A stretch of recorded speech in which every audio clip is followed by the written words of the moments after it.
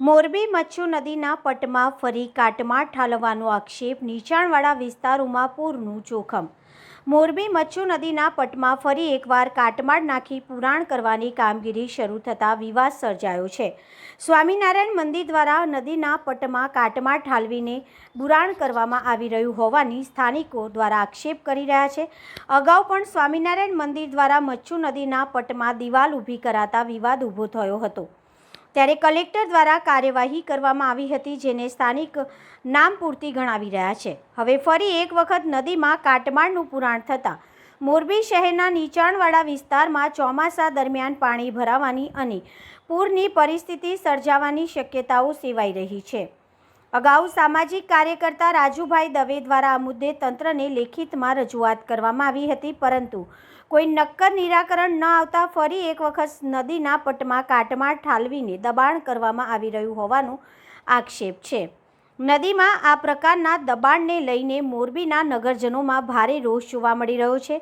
સ્થાનિકોનું કહેવું છે કે આ દબાણના કારણે ચોમાસામાં શહેરના અનેક વિસ્તારોમાં પૂરની સ્થિતિ સર્જાઈ શકે છે। હવે જોવાનું એ રહ્યું કે આ મુદ્દે તંત્ર દ્વારા કેવા પ્રકારની કાર્યવાહી કરવામાં આવે છે। મારું નામ રાજુભાઈ, સામાજિક કાર્યકર। રાજુભાઈ, ફરી એક વખત નદીના પટમાં કાટમાળ નાખવામાં આવ્યો છે ને અગાઉ પણ આ દિવાલને લઈને વિવાદ થયો હતો, શું કહેશો?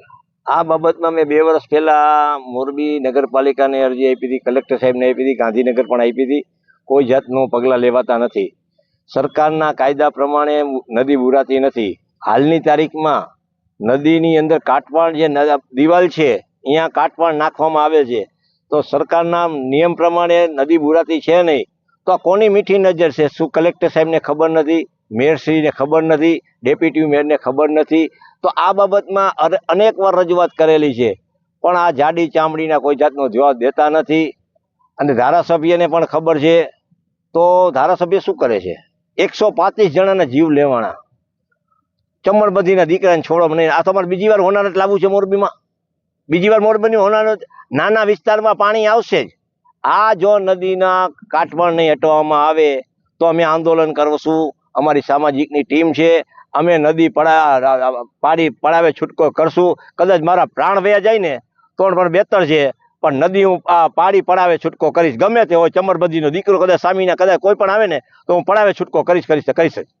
અગાઉ તંત્ર જે દિવાલને લઈને વિવાદ થયો હતો ને તંત્રે કલેક્ટર દ્વારા આદેશ આપવામાં આવ્યો હતો દિવાલને પાડવાનો, તેને લઈને શું કહેશો?